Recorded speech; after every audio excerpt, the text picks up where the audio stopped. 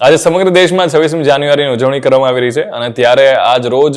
ભાજપ પ્રદેશ કાર્યાલય કમલમ ખાતે પ્રદેશ અધ્યક્ષ CR પાટીલે ધ્વજવંદન કર્યું અને એની સાથે જ લોકોનું અભિવાદન ઝીલ્યું અને મીઠાઈ ખવડાવીને આજના જે આ દિવસની છે એ સેલિબ્રેશનની શરૂઆત કરી। CR પાટીલે પોતાના સંબોધનમાં શું કહ્યું, ચલો સાંભળીએ। આપ સૌને 75મા પ્રજાસત્તાક દિવસની ખૂબ ખૂબ શુભેચ્છા પાઠવું છું। આપ સૌના માધ્યમથી આખા ગુજરાતના સૌ ભાઈ બહેનોને પણ ખૂબ ખૂબ શુભેચ્છા।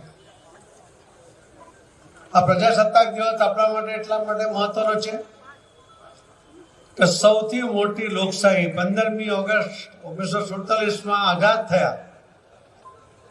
પરંતુ પ્રજાસત્તાક થયા આપણે એ 26મી જાન્યુઆરી એને આજે 75 વર્ષ પૂર્ણ થાય છે। બંધારણના ઘડવૈયા ડોક્ટર બાબા સાહેબ આંબેડકરજીએ જે બંધારણ બનાવ્યું અને આજથી લાગુ કરવામાં આવ્યું હતું, અને જે શહીદોએ, જે ક્રાંતિકારી વીરોએ, અનેક યુવાનોએ, અનેક મા અને બહેનોએ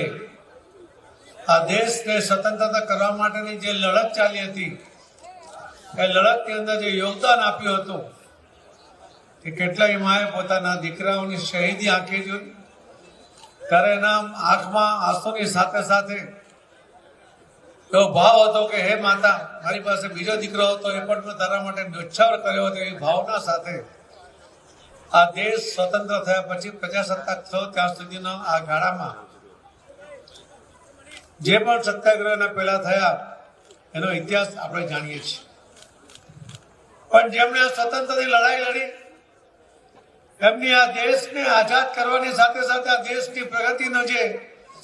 એમના મનમાં ચિતાર હતો, એમના મનમાં કલ્પના હતી, એ આજે આદરણીય પ્રધાનમંત્રી શ્રી નરેન્દ્ર મોદી સાહેબના નેતૃત્વમાં એમના અપેક્ષા પ્રમાણેનો વિકાસ આજે દેશમાં થઈ રહ્યો છે।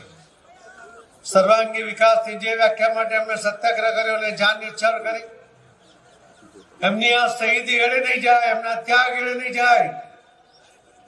એના માટેના દેશના તમામ લોકોના પ્રયત્નોની અંદર આદરણીય પ્રધાનમંત્રી શ્રી નરેન્દ્રભાઈ મોદી સાહેબના નેતૃત્વમાં જે રીતે પરિણામ મળ્યા, એના કારણે શહીદોને, એ ત્યાગ કરનાર વ્યક્તિઓને પણ આજે સંતોષ થતો છે। આજે આપણે ફરીથી એ શહીદોની સાથે સાથે એમના કુટુંબોને પણ યાદ કરીને એમની આ કલ્પનાનું ભારત બનાવવા જે જઈ રહ્યા છીએ અને જે બની રહ્યું છે એને જાળવવું અને આગળ વધારવું, એની સ્વતંત્રતાને આંચ ના આવે એના માટે બલિદાન આપવાની તૈયારી સાથેનો સંકલ્પ આપણે બધાએ કરીને ખરા અર્થમાં દિવસને, આ પ્રજાસત્તાક દિવસને ઉજવવું જોઈએ।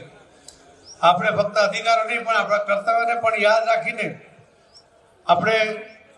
એના માટે કામ કરવું જોઈએ। મને વિશ્વાસ છે કે આપણે સૌ સાથે મળીને જે હેતુ માટે દેશ શહીદોએ આ દેશને સ્વતંત્રતા સંગ્રામમાં શહીદી આપી છે, અને ચોક્કસપણે અમને લાગશે કે આપણો દેશ એ દિશામાં આગળ વધી રહ્યો છે। આવો આપણે આવા સંકલ્પ સાથે આ પ્રજાસત્તાક દિવસને ઉજવીએ, એ જ અભ્યર્થના સાથે મારી વાતને વિરામ આપું છું।